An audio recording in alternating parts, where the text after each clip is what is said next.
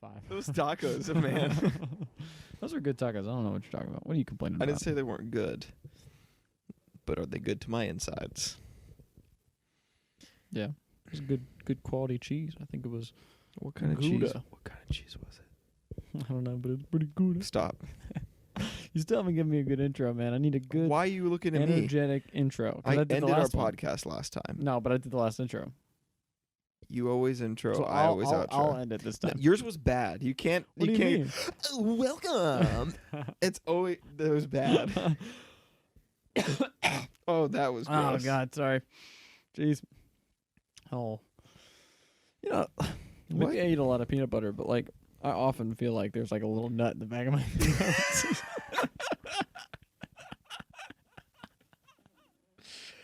Oh, that is a good intro right there. There it dude. is. You know what I'm talking about though? I have not eaten crunchy peanut butter in a minute, except for the other night that I was here. Yeah. I used to have crunchy peanut butter all the time. Mm-hmm. What'd you think? I used to buy crunchy peanut butter Why'd and you eat it all the stop? time. I don't really know. I think because I stopped buying food for a while in my house, and there would just always be creamy Did you peanut stop butter. eating? No, but there would just be creamy. So then I just started getting it. Creamy is hot then- take here. Creamy is fucking gross, and it's for baby men. It's for what? Baby men. Hey, there's a time and place for creamy and crunchy, you know? I'm trying to think of a good time for cream. Nope, none. In peanut butter cookies. Crunchy. Better. What? Have Crunchy, you ever yeah. made peanut butter cookies with No, crunchy you're peanut probably butter? right. Although no, but I would like to try. What about a Actually- Reese's cup with crunchy peanut butter? Might be good. It might. So what have you been up to, dude, this last week?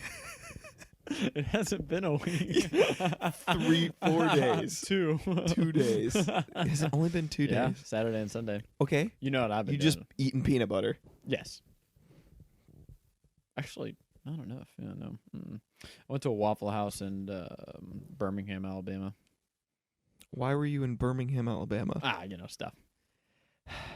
It was And what that's you'd your highlight? expect. Yes. It was a Trust me, Waffle that was House the in highlight, Birmingham, yeah. Alabama. I tell you what, the Waffle House by NCG, Yep. that face that I just made. So I was really worried. I don't know. My- Did it make a sound? Like a really weird sound. My I didn't hear arm feels anything. like it's coming off. Not okay. For those of you listening, I'm talking about like the arm mic arm. that's connected. This one. Everything you've said is not helpful. This one. Can you hear it? I'm tapping the Yeah. middle arm of my mic.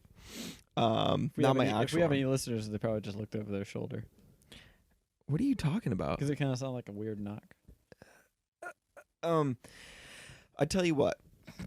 NCG, the Waffle House over there, it's my fave. I stopped by there after work the other night. NCG is a movie theater in southern Georgia. Do you know it's a movie theater in multiple places? NCGs exist. I've never heard of them before. That Have you one ever was been built. to another NCG though? Nope. I have. Maybe I have, and I don't remember. But What yeah. a good segue into movies. Just kidding. We're still talking about Waffle House. Yep. That lady there is the nicest person Oh, on yeah. the face of the planet. And Yeah. one day I'm just going to tell her and tip her like $100. The one that told us our meal was like $7 billion. Was that who it was? Yeah. But I went there the other night after work, just Uh-huh. alone. I texted you, and you thought I was at Steak and Shake. Oh yeah, that's right.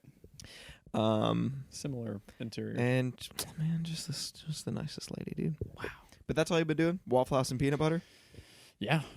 Yeah. Super exciting. It's a long way to Birmingham. It's not a long. Speaking way, of peanut butter, Yep. that brings me to something that I've been that happened to me today. Mm-hmm. I almost choked on my toast with peanut butter. Oh. Yeah. Too much peanut butter. Not enough other liquid. Do you put liquid on your toast and peanut butter? Do you put peanut butter on toast? Is jelly a liquid? No. If I'm eating toast, it's probably a just jelly. buttered. It's a jelly, hence gel. E. No, It's a gel. no. It's not a. That's not. It's a gel. It's a gel consistency. Gel stands for gelatin, which I don't think. Right?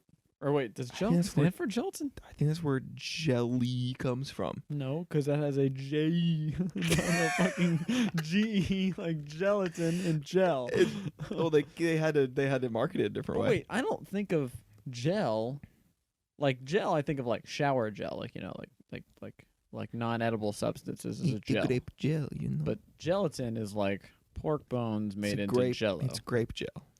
Actually, well, Jello is spelled like jelly, and it's gelatin. Yeah.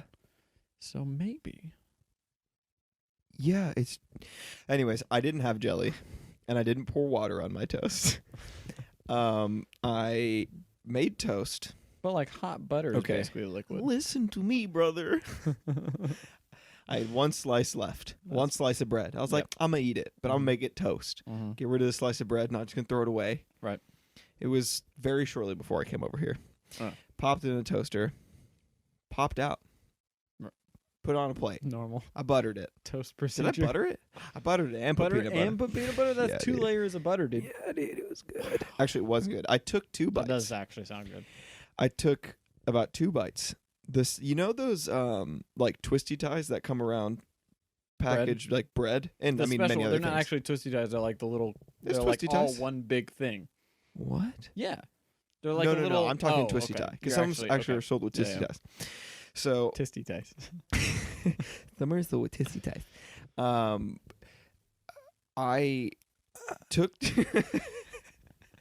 So I took like 2 bites of my bread Right. with peanut Toast, butter yep. and a little bit of honey. So wait, hold on. This is a buttered piece of toast with butter, peanut butter, and honey. Yeah, Wow. but honey's not butter. No, but it's not good. Unless it's honey butter, baby. Is that a real thing? You never had honey butter? You ever been to Texas Roadhouse? Actually, I've never been to Texas Roadhouse. We're Oh, getting really? off. Can I No. finish my story? Yeah, go ahead. So I put that on it. Is it And more I like honey start- or butter? It's both. It's both. It's It's got to be both. more like one, right? Like it probably looks like butter, but has a little bit of honey in it. Yeah. Okay. Or is it, I think it's like honey, It cinnamon looks like honey butter. that has a little butter in it, because that would look gross. I think. Okay, so I It's was like eat- white milky I honey. was eating a toast. Oof. I took 2 bites of this toast. Right. I've said that like 4 times, so this Yeah. part, at this point the toast is gone. I took a couple bites of my toast, Mm-hmm. and all of a sudden I felt something like right at the like top of my throat, back of my tongue, Your tonsils. and it felt like a twisty tie across, like laid across the width of my tongue. And I tried I to think I'd swallow, throw and I up. felt there, and Oh. I was like, ha, and I was like, that was weird. Like maybe it was just a scratch. And then I kind of felt it again. I immediately shoved my finger into the back of my throat because I started freaking out Yeah. and like coughing up whatever was in my mouth into the sink. Didn't throw up, but I was just like spitting out whatever was in my mouth. Nothing was in there. Nothing. It wasn't. The I don't twisty know tie. what happened. I have no idea. Yeah, that's crazy. I looked at my toast. It was fine. I would have noticed there was a twisty tie on my toast. There wasn't. But that's the first thing that I was like, is that what it is? It felt like it was a twisty tie because the only thing I could relate it to. Yo, how does your throat know, like when you're not eating food? I know. Bear with me, all right. But you know what I mean. Like, No. had you actually accidentally like taken a bite with a twist tie in it, your throat would have been like, "Whoa, this isn't food. Like, get this out of here. Like, this is a twisty tie." You know what I mean? It's sharp and metal So, well, and They're not hard. they're not You metal. don't eat. Twisty ties are plastic, dude. No, the inside is metal. They have a thin metal Well, you rod that definitely goes didn't through it. know that. I mean, because like your tongue or your throat doesn't know. Oh, this is plastic with some metal inside. Because you've eaten your entire life and you don't eat like hard plasticky Well, but things. you also don't like chips are like hard and sharp and stuff like that. You know what I mean? But those go down fine. Is it all like in your brain? You know? But they moisten. Sorry. I Like- eat chips way too fast for them to moisten. Okay. The second it touches your tongue, like it absorbs like I just some of crunch that. once Like, and I'm swallowing. so you're eating it like glass. It doesn't feel like glass going down. How do you, You eat chi- glass? I don't go and just like one bite, crunch, swallow. You What? have to. I don't let you the eat- ruffles just chill on my tongue. you- Neither. yeah, but you quickly do a bunch of bites. You know, I don't it's know. small particulate.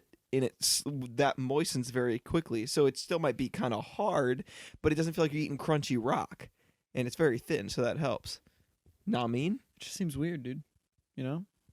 Or like, what if you swallow a pill? Oh, speaking of butter, Yeah. we were at work at I serve at Longhorn. It's one of my Dude, jobs. you're not a professional podcaster? And Like, I'm a professional podcaster. that's we know that you don't have jobs, but well, they don't know, but I'm very familiar with you not having jobs for an extended period we of both time. we both have spotty employment histories. Mine's not nearly as spotty as yours. Okay. But I work with another guy. His name is also Tyler, Mm-hmm. and he was there before I was. And so every time someone says Tyler, we both turn around. I'm like, man, something's got to change. You can keep the name Tyler. Like, call me something else. I mean, obviously, just call me Gillette. But calling you Jill. So one day he was like, yeah, Tyler Gillette Fusion Razor Shea Butter, cream whatever butter.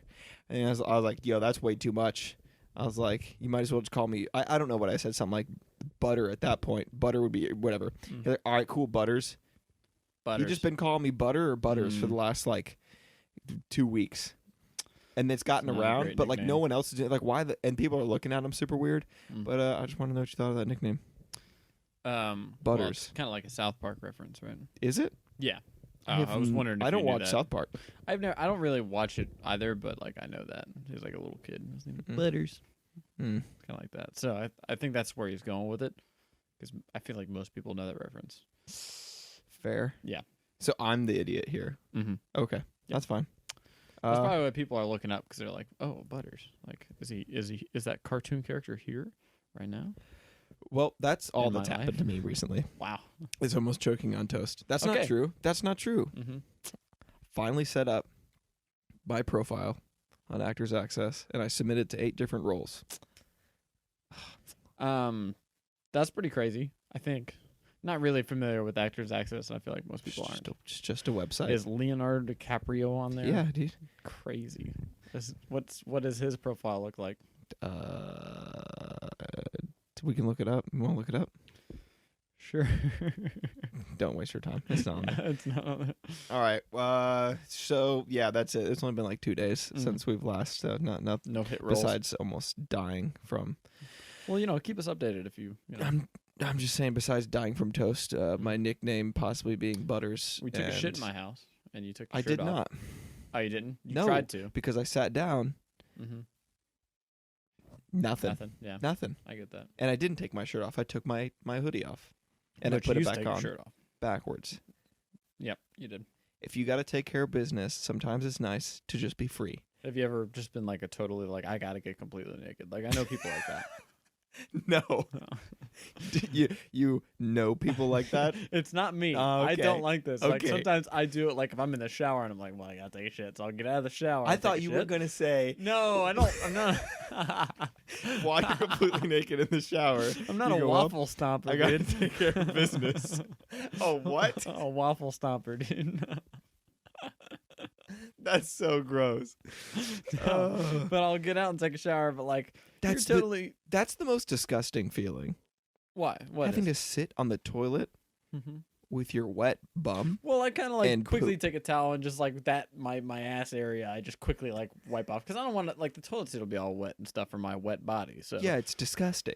Well, why? Why is it just To sit on a toilet soaked, like while you're just soaked, like you feel like you can't touch it. What do you feel like the germs You're are just- moving faster in the No, water? you feel like a fetus, like just fresh, and you're just like everything's wet, and you have to sit on. You're just like Sometimes I think it'd be good to feel like a fetus. right on Ugh. top of the porcelain, and you got to take care of business like that. Like it's such a icky nasty, you know. icky nasty. No, but I don't like it. Like if you're completely naked on the toilet and you like lean forward and you're just like in normal, I feel like shitting position. Like I feel like I feel like a little frog sitting there on the That's toilet. dude. what I I'm don't so know. you slimy and everything, Yeah, dude. yeah. This is supposed movies. So Oh yeah, I forgot. um This is actually supposed to be kind of a serious episode. I think. serious. Yeah, I mean, well, our subject matter is. I mean, it's ain't no funny Let's comedy take we're talking about here. ourselves too seriously. It actually is. I mean, it's a Um, little comedic. Well, I wanted to bring up start out with some news. Oh, Movie okay. news recently. I don't know if you have anything, but I saw this. Do you want me to go first? yeah, it's fine. Okay. Very quickly, a Colander article talking about the original script for Colander? Yeah, it's colander, like like a colander, like for cooking. Sure, it's not It's like- Collider. Is Colander Is it Collider? Yeah, it's Collider. Hold on, are they spelled the same way? No. Are This they man's spelled gonna. the same Hold way? on, you gotta stop. This man is doing. No, it's not. There's no N in Collider. This man is doing a movie podcast and he doesn't know what Collider is. It's a shit website. Okay, Do you know what like I listen to a podcast. It's Collider Movie Talk. dude, they're like the BuzzFeed of movie shit, man. They're just all I clickbait enjoy the titles and podcast. dumb shit. I've never listened to their podcast, but like, you go Well, on so there. you go to their website once, think it's called Colander. You don't have any right to talk about them. Well, you know how many people are going to say this is dumb? We literally are a movie podcast and we talked about pooping for the last 5 minutes. I don't know. It's just real. Like this guy article, hot take: why the Tremors franchise is better than the Alien franchise. Like, come on, fuck off, guy. Like Tremors, I like Tremors, but it's dumb. It's dumb. Have you ever seen Tremors? No. Have you ever seen Alien? Nope. Okay, so I don't know why I'm being here. Wasted. Yeah. What have you seen? Anyway, this Colander article was about. I'm sticking with it. Fuck it at this point. I can't. You've never heard of Collider? That's awesome. Yes, Continue. It sounds, Continue. Yeah, I don't know. I'm just, yeah.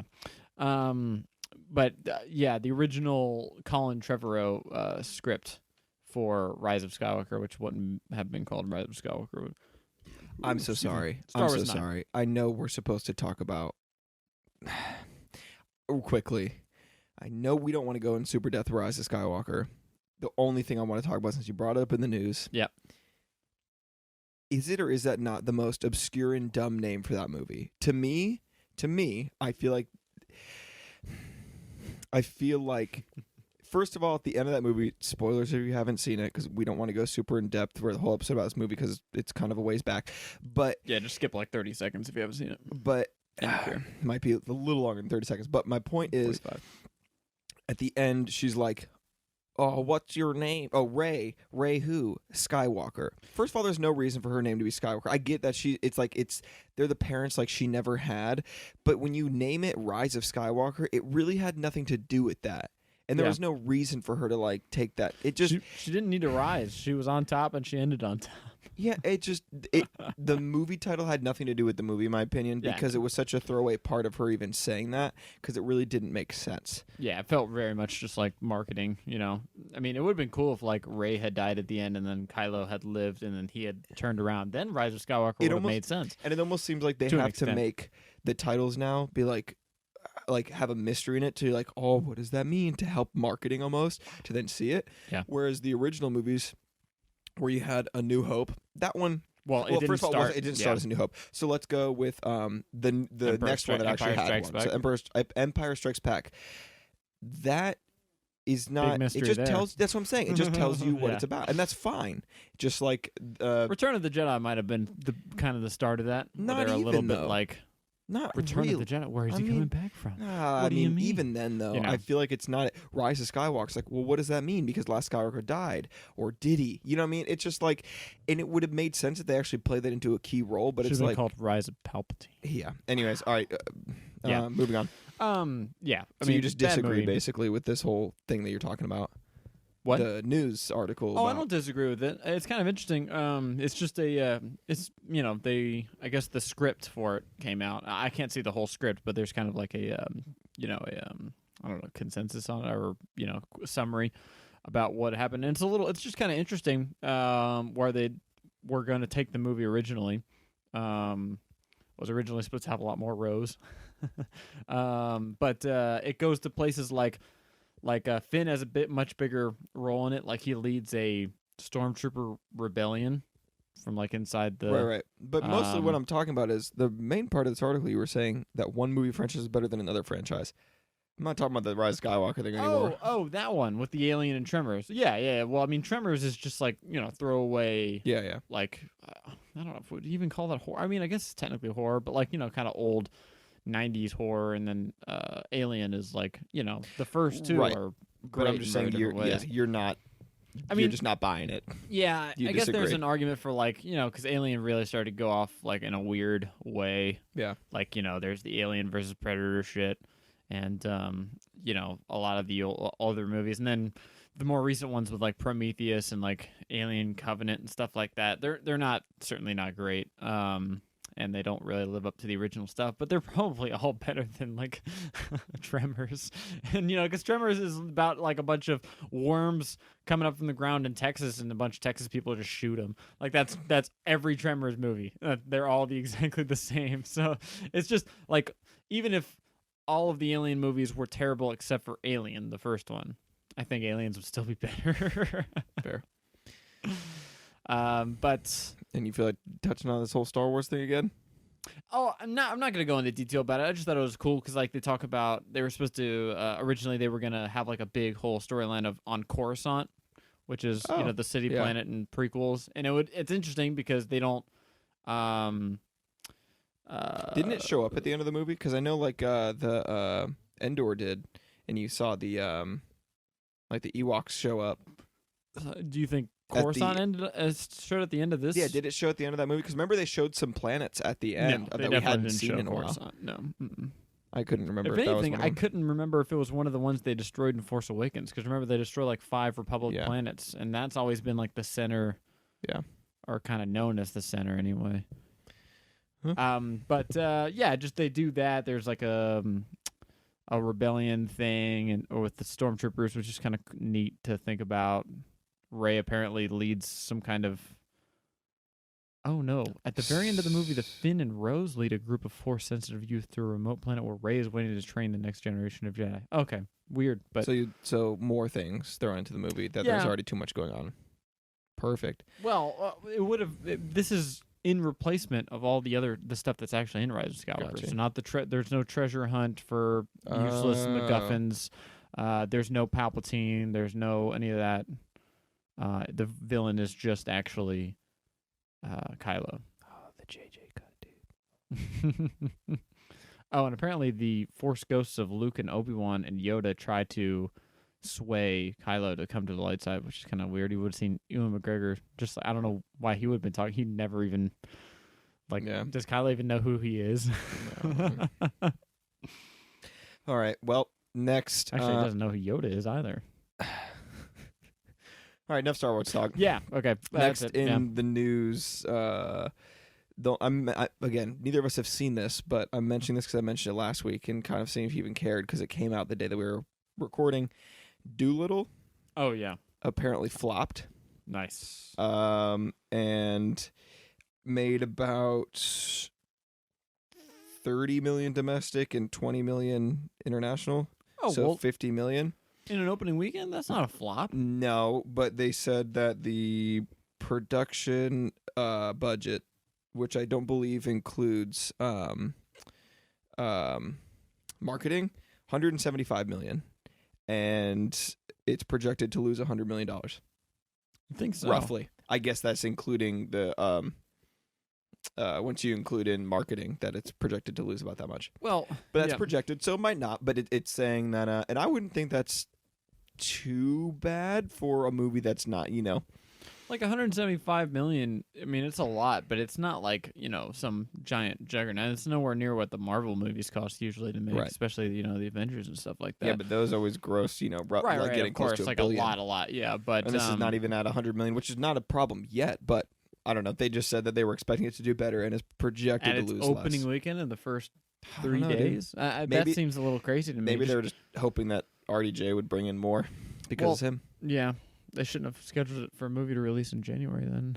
But that's pretty much it. I still want to see it just because I'm curious, but I feel like you just still don't care. No, I don't I think care there's- at all about it. Isn't there singing? I don't think so. No. Okay, I don't know why I thought there was singing. Yeah, that doesn't make any sense. But I feel like there's enough people out there like that. You just no, I don't really care. All right, Well, now here for me is the In the most. trailer, isn't RDJ doing a weird accent too? Yeah. Yeah. I don't like that. Did you see him in Sherlock Holmes? Yeah, I watched like both those. the Sherlock, but at the same time that those came out, the BBC Sherlock show was a big deal, and that's probably to me at the time when I watched it. It's been a while since I've seen either of these things. Yeah. That was kind of the better version. I like the. I haven't seen all of Sherlock the Mhm. show, Mhm. but I did. I've seen a Yeah. few episodes of it, and I really like it. I like them because they're different. Like they are trying to do two different things. Yeah, the Sherlock movies seem to be a little bit more just like actiony movies.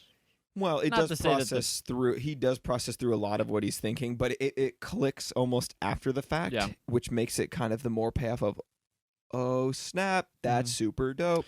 Whereas you kind of see it. I feel like you maybe can see the in-depth process more in the shows as it's going on. Yep. And there is a lot more action in the movies. But anyways, And also, yeah.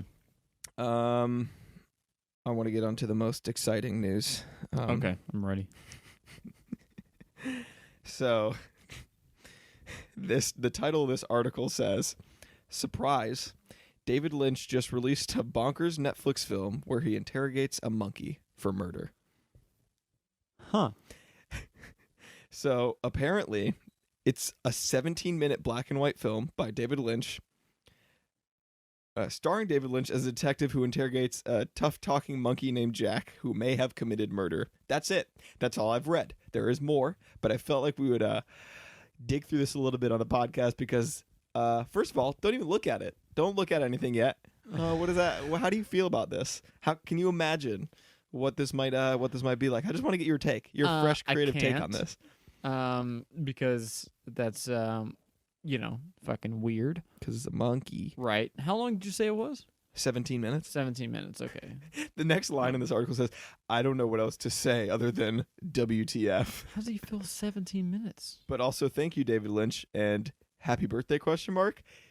Because it happened on his birthday. So he did it as a birthday present to himself. Make something ridiculous. I don't know. This is the guy, from Twin Peaks, which is pretty famous, like weird kind of out there TV show, but not like comedic. I'm not familiar with him doing anything comedic, and I'm guessing this is where this is in some kind of weird, dry way. I have no idea. I have zero idea. I say we watch it and we talk about it at the Right beginning of. No, at the beginning of next week's episode. Like Okay. it'll be the part I'd of our commit news. 17 minutes on Netflix for that. I don't really want to read much more about it. Just because I kind of want to watch it first. Yeah, that's weird. Just because it sounds kind of awesome. If anything, I kind of want to interrogate a monkey for 17 minutes. I don't. How do you fill that much time? I don't. Does he talk back in this movie? He's a monkey, so probably not. It's a movie. I don't really see it as we a just movie. we just got done talking about Doolittle, a man who can talk to animals and animals talk back. Yeah, but this is kind of. I mean, like since he is playing himself. You think it's going to be 17 minutes of him asking questions and the monkey to a going... real monkey, and the monkey's just like, he's just like playing with his ass or something the whole time. Like he's not. Yeah, that's what I'm envisioning. He's just getting 100%. out of the shower wet on the toilet. Mhm. That's the entertainment value of this entire movie right I here. definitely don't want to watch this. Yeah, you do. Yeah, you do.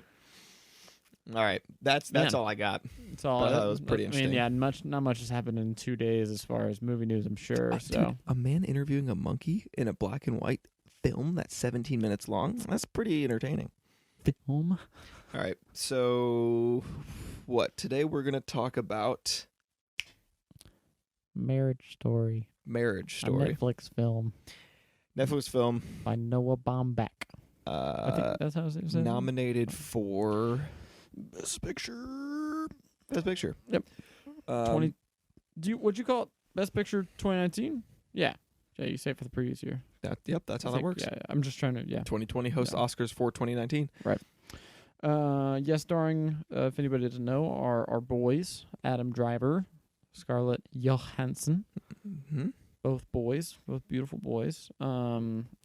If you haven't seen that movie, we are going to utterly and completely spoil it. So I Next. hope you enjoyed the first half an hour of this podcast. We'll see you later. Go watch the movie. Come back and see us. No, but for real, go watch that movie. It's amazing. Hot take. All right, we're starting. Hot we're starting. take, yeah. Um, That's it. So we were going to talk about this last week on the first episode, but the reason that we didn't, first of all, that episode was kind of a mesh of just a bunch of things anyway. So it was I think kind you of misspoke. What? Mess when you said a mesh. no, it was a mesh of things.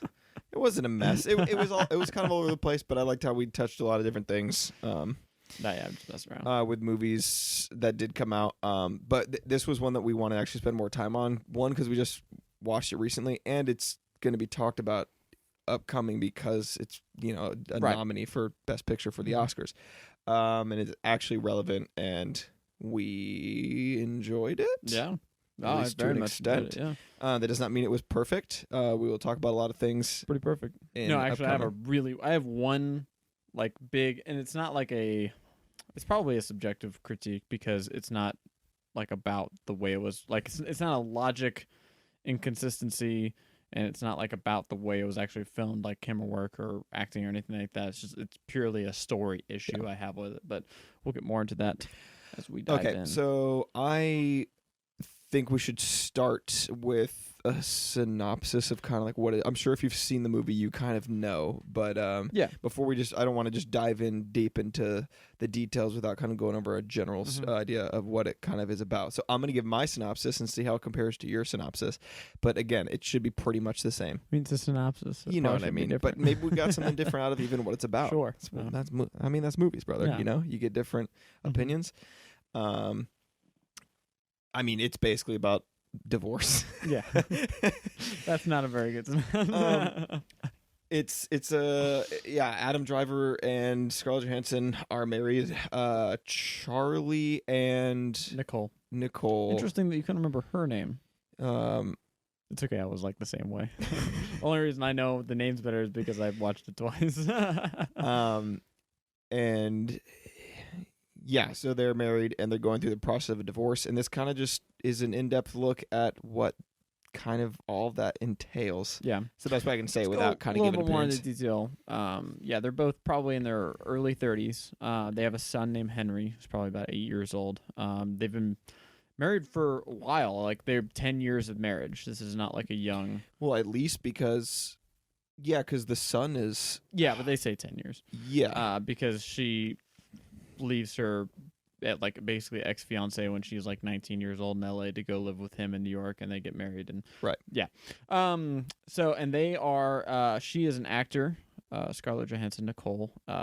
She was a kind of famous as a kid, and then she was in like a team comedy. And then she married Charlie, Adam Driver, and he was a up and coming play director, I guess, playwright. I don't. What would you? Because He's a director of a theater ensemble. Yeah, like in a theater New York. troupe. Yeah, Yeah, theater troupe. So in New so he is a director, but Mhm. he's not just director of a play. He's a director of the troupe. Yeah, that's what I was trying to Yeah. figure out a best word to describe that, because play stuff is a little weird to me. And yeah, they've been married, and then now they're getting divorced. So I have a question. Yep. And maybe this is a question we can address again at the end. Mhm. Maybe we don't have an answer until we really, really talk about it. Is Marriage Story the right name for this movie? Well, I think that's kind of a you can interpret it like the way I looked at the reason he called it Marriage Story and not, I don't know, Divorce Story is it's kind of a cynical take on marriage, right? Right. He might be kind of criticizing the idea that marriage doesn't maybe even really work, or that it's not what we're designed to do, or the way that we marry and how we form relationships is flawed. I think that might be in itself a little bit of a critique on the system Or at hand. Or So regardless of what happens, this is part. Even if you stay together or you don't, Mhm. this is still part of the marriage, and this is a part of the story of marriage. Like regardless. Yeah, or I mean, you could more optimistically, I guess you could say that you can get divorced all you want, but you can't actually end a marriage, because especially when you get kids involved, because it's always going to be at least a part of you, if not together.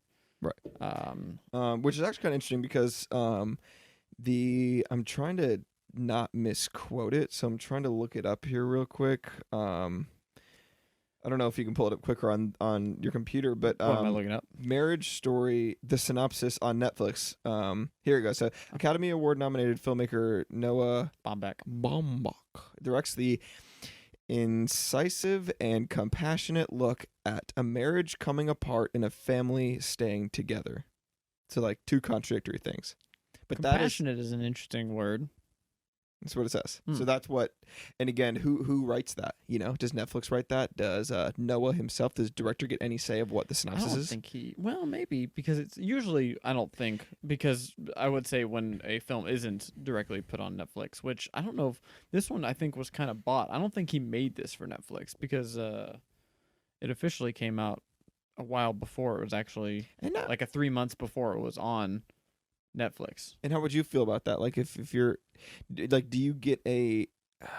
Because I feel like on the back of DVD covers or Blu-ray covers, which aren't as popular now, Mhm. but like they or even on the front sometimes they might have a little synopsis. Mm-hmm. Does the director? I feel like the director would have some say in that. I don't no? think so.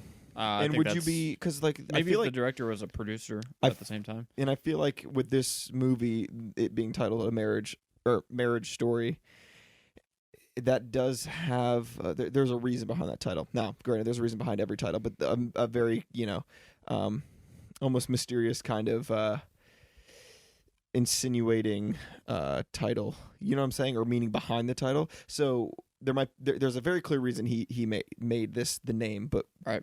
do you? I'm just stumbling over my words here, but basically what I'm trying to say is like would that frustrate? Do you think it frustrated him? Would that frustrate you if they go and try to make a synopsis of your movie based on the name? You know what I'm saying? Like, I think most I wonder if it like because misrepresents I especially with a movie I know I want to watch, and like if I'm scrolling through like Netflix and I'm just looking for any old shit and I haven't seen stuff, I'll read synopsises. But normally I like for this one I never read it until you just did. I read it now. after. I just happened to see it after it yeah. ended.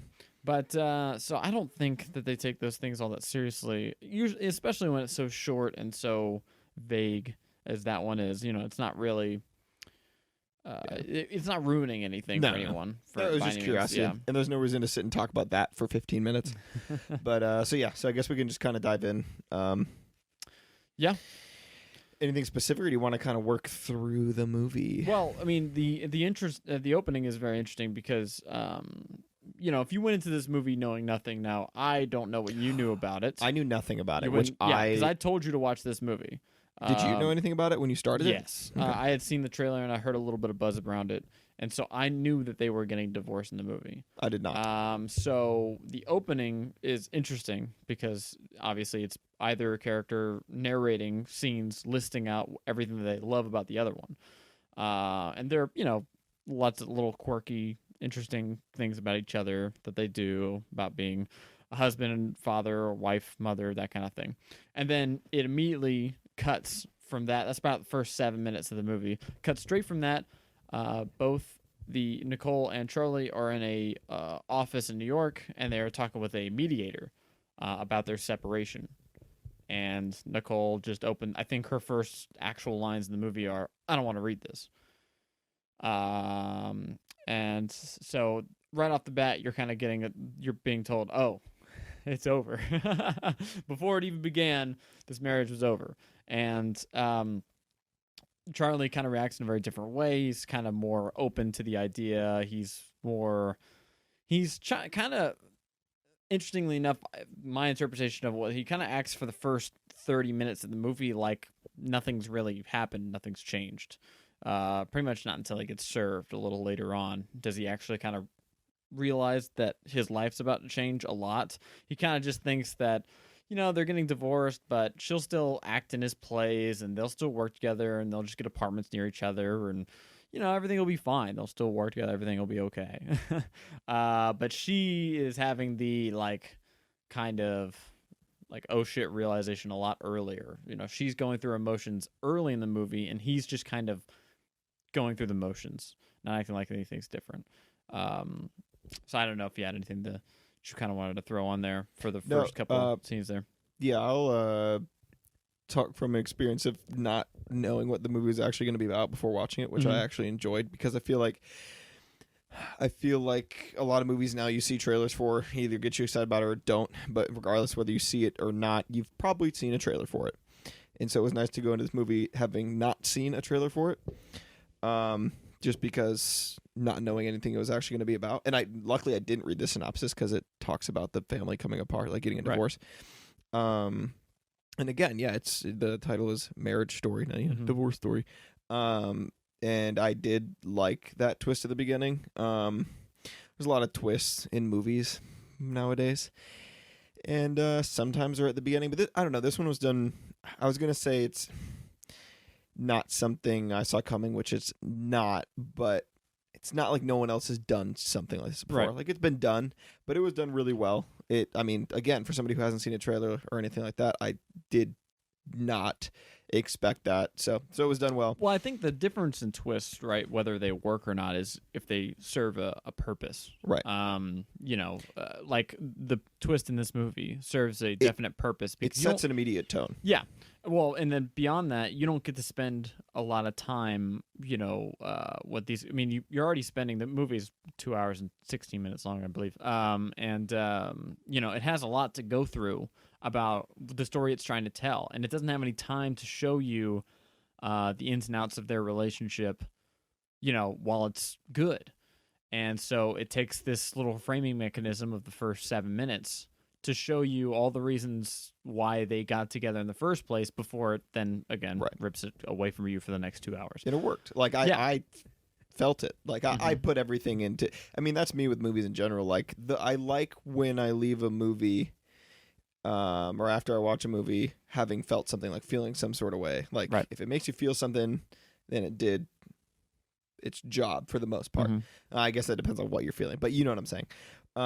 And so it worked because it was, I mean, it was a cute little thing where it was like, oh, this is what I love about him. This is what I love about her. Right.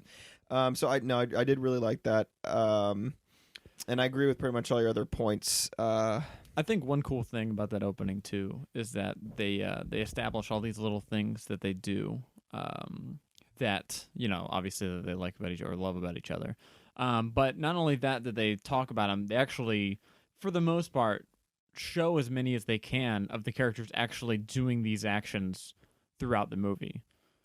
Charlie is obsessively neat.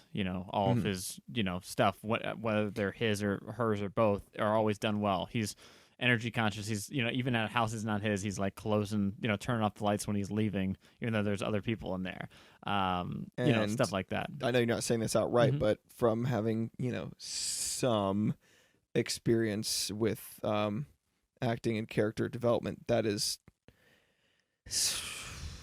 heavily on the actors. I was gonna say, I don't want to give a percentage because if the director does have to be very keen about how they write that character, how they write the script, and how they make sure their actors are on, like, oh, make sure you're doing this, but the actors have to sell that and do their own research and make sure that they know, one, why their character is doing what they do, but like making sure they are that character for the movie and making sure they actually stick to their characters' mannerisms. Right.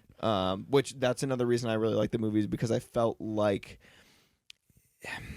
they did a very good job being able to portray relatively normal people in a situation that sucked. Yeah, to an extent. I mean, they are, both very abnormal people. That's why I said relatively normal. I was very specific about relatively because normal. he is a quote unquote genius playwright. Right. And she is a fairly well-known actress amongst people, but they both live pretty well-off lives. I mean, they talk about money in the divorce, which is good because it's realistic. I mean, it is very expensive, and they got both very expensive lawyers, and it's a so I like that they did talk about money, and they didn't make it seem like these are just endlessly rich people, but at the same time they're way better off than most, and much more, I'd probably say, successful than most people. But then again, that's also, you can look at it in a way of these people, because they're pursuing and chasing their dreams in some sort of way with theater and acting, whether it be through directing, whatever. They're able to show how even during that there's so much raw human emotion that even people like that are still going through. Oh yeah. And able to show it, and like I felt it during specific things that we'll talk about, that I felt like I've been going through very similar emotions in my life that they had experienced. Oh yeah. I mean, they're that doesn't definitely change, still no sympathetic characters, and pain is all relative, right? I mean, this still sucks no matter who you are, because it's it's what you know, and it's So yeah, I mean, them being different didn't change much. It's just they are portrayed as I just wouldn't call them average people straight out. Um, but beyond that, let me think. Well, but I think that it's good if we go through this movie and talk about a lot of specifics in scenes. But to do that, I think I want to talk a little bit about. I know we overarched the synopsis of it, but I think an overall feeling of the movie will help me to get that out first. That way, when I go through, you can kind of see where I'm coming from. Does that make sense? Yeah. I don't know if this movie has a necessarily an overall tone, like one consistent tone throughout. There are, like heartwarming, uplifting scenes, just like there are heartbreaking ones. Right, So, but what I really mean by that is like one, how it affected me personally. That way, when I'm going through and discussing everything, you can kind of see where I'm coming from. Because if I go scene by scene or moment by moment and then recap that, you're like, oh, that makes sense why he said this. I think it makes sense, kind of blanket statement it a little bit, and then dive deep, like work our layers down, Okay, kind of, sure. or just kind of how I felt about it. So from a perspective of somebody that parents did divorce, which is where I'm kind of coming from, there were a lot of things that hit close to home. Not that, because every situation with divorces, marriage, whatever, being a kid in the middle of all that, they're all different. None of them are going to be the same. But regardless, your whole world kind of gets like flipped upside down, and I keep blanking on his name. Henry, right? Is the kid in the situation of the parents that are getting divorced, and there's so much that the parents talk about that revolve around him, and it makes you think, being a kid that has gone through that or going through that, what might kind of be going on the other side that you're too young to either understand or know. I don't know if I'm being very clear about exactly kind of what I'm trying to say. But it just sounds, if I could, it just kind of sounds like you heavily sympathized with the with Henry, who I find interesting because I didn't find that Henry took it all that poorly. I don't not either. saying that's I don't think that the kid is in any way a bad actor. I'm not saying that. I'm saying that the way the character is written, that he either doesn't fully understand the gravity of the situation, which could be one way, or he is reacting in a different way because he does seemingly pick a little bit of favorites. Yeah. Well, okay. So let me dive into that a little bit. So while I do sympathize with Henry, no, that's not the main point that I want to make. The main point that I want to make is it focuses, although their issues revolve around their child, it sheds a lot of light on the situation of the parents and what they're going through. And so as a kid who's been through that, you don't get to see the side of what the parents are going through when you're not there, because you are the person. You are always going to be there. So getting an outside perspective, kind of look into it. And I've seen it with other families and that, but this, and this is a movie. And they try to do, the best that they could to recreate this kind of scenario, and I think that they did a really good job. And that's not to say like, oh, this is exactly what happened with my situation, because it's not, and it's very different. But from being able to kind of see, have a perspective and viewpoint of what parents in that kind of situation go through while the kid isn't there and you are the kid, is very interesting, is kind of what I have to say about that. And I'll go into depth of more how I feel about that in detail through every scene and all of that. But even some of the raw emotions that the parents kind of went through is stuff that as you get older, you feel like, at least I did, I felt like I could like see myself in those situations and have already seen myself in similar situations. That like of similar situations of frustration or similar situations of I don't know what's going on, and you kind of just freak out and break down. Not necessarily having to do with marriage, because I've never been married, but it's interesting like when you grow up, just the things that you learn, and then being able to see this from a whole new perspective, now being an adult, is just that's part of the reason I liked it so much, because it was so well, in my opinion, executed to give that kind of perspective. So it's very different for somebody like me, and I'm happy to say that I have a relationship with both of my parents, and they're both very supportive. But it adds a whole nother layer that it doesn't necessarily add for somebody else. Yeah. Yeah. No, I mean, I get that. I think it strikes a chord with a lot of people because, divorce is far from an uncommon thing for a lot of people. Basically, the main thing that it wrapped up is divorce sucks. The end. And the movie sure does show that. It's interesting though that when you talk about Henry's role in it, I think a common theme running through this movie is what's good for the kid versus what's winning against your spouse, what's just beating them, because there's so much anger and resentment, and a lot of times this movie kind of does a good job of showing how it boils under the surface so much. You don't actively show it because most of the interactions between Nicole and Charlie are largely amicable, right? Like they're not angry, they don't actively fight with each other. Most of the time they're just acting like two polite strangers would, or they are keeping up the guise of how they acted when they were married. I mean, it's like it's hard for Nicole to stop calling Charlie honey or babe or something like that, and it's and they still just treat each other like they've kind of always known to treat each other. So there's it's interesting that underneath all that there's anger, and they release them to not communicate well with each other in this process, and makes everything worse,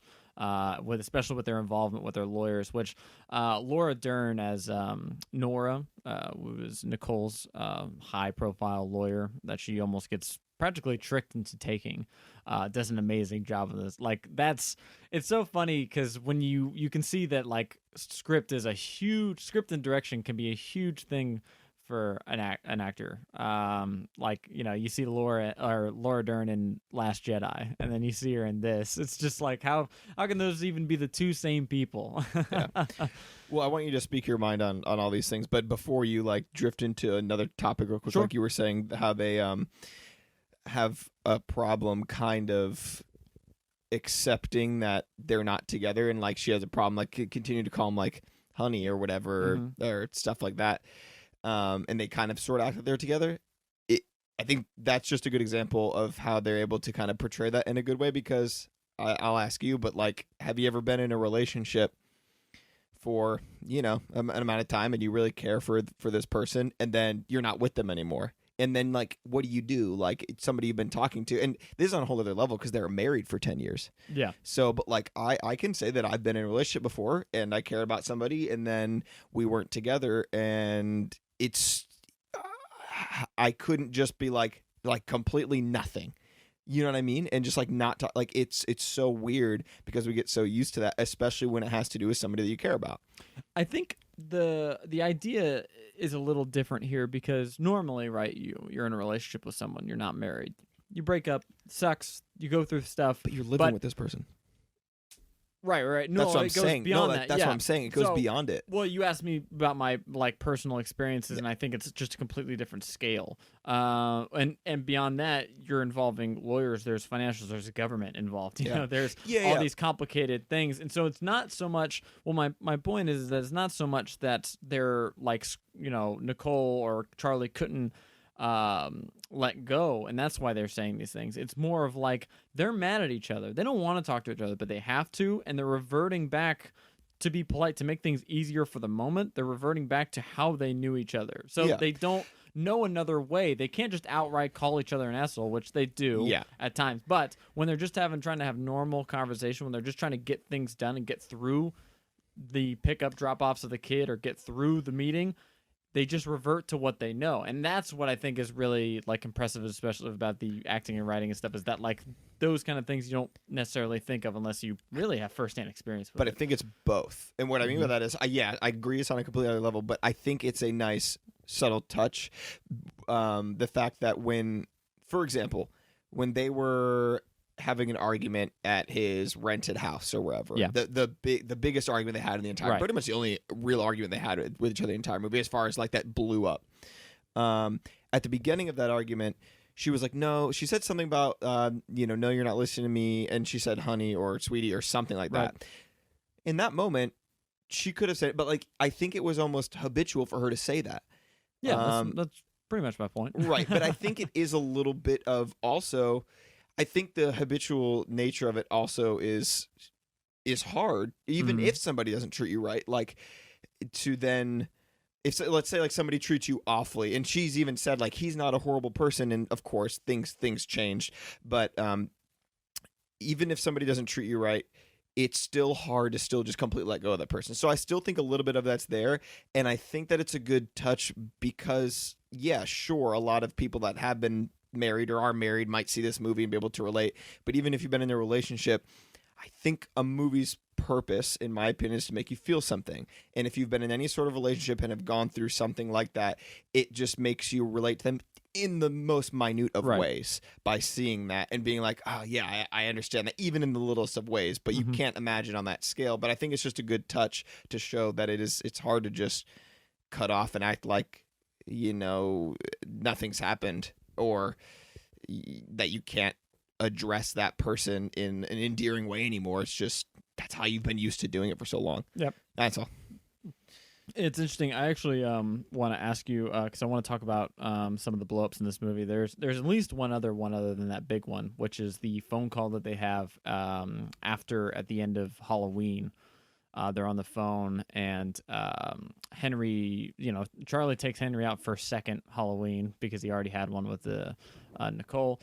And they get back from that. When during that, Henry told Charlie in the car that Nicole had told him, Henry, that they could stay in LA if they wanted to. Now, from Charlie's perspective, they were all going to move back to New York after this.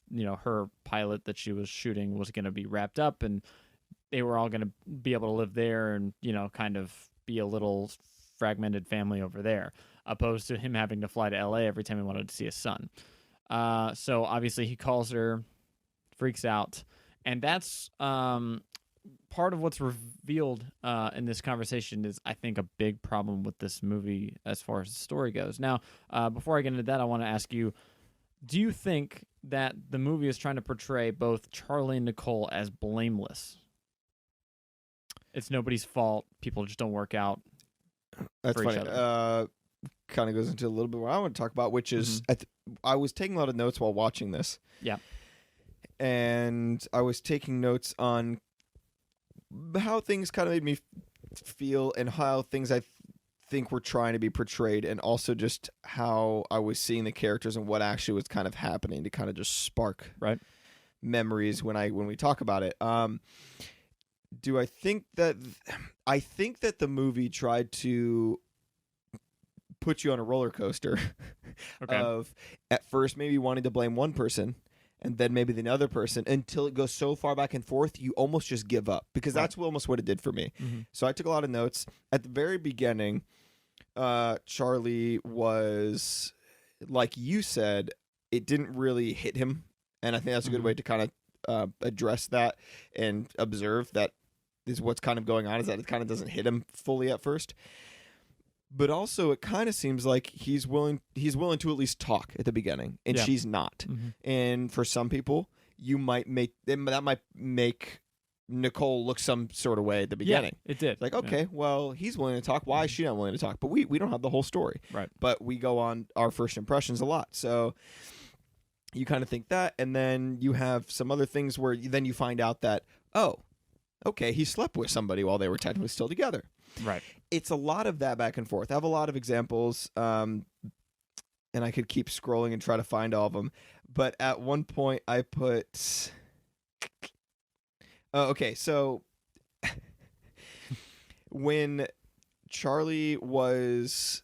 He flew out to L.A. to try to find a lawyer. Yep. And he had the kid for the day, but he had to find a lawyer. Right. He's torn because he wants to spend time with his kid, which makes sense.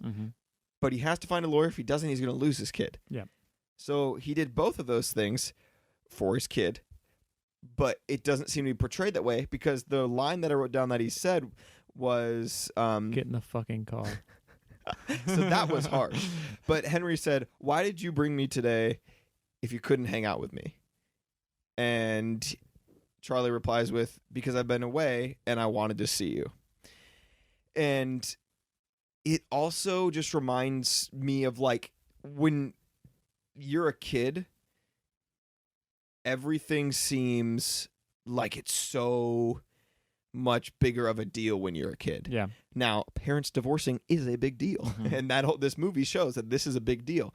But my point being that every little thing that you do with or to that kid is going to take it and make it even bigger of a deal. If it was like, you know, he was exhausted and didn't want to play, and sure, maybe he should have found a way to do that, but like he's stressed out about trying to find a lawyer, so he might be on the phone with somebody, and his kid wants to play, and all the kid remembers, and might even grow up remembering, is he was always on the phone all the time and didn't care about me. And it's like the whole reason he's on the phone is to try to, you know what I mean? Yeah. It's just, and so anyways, my point being, you asked if I think it's trying to be blameless. So I think they try to go back and forth until it just, you bounce so much and so fast back and forth to where I kept doing that of writing down one person doing one thing, another person doing this thing, and how this makes Henry feel and blah, blah, blah.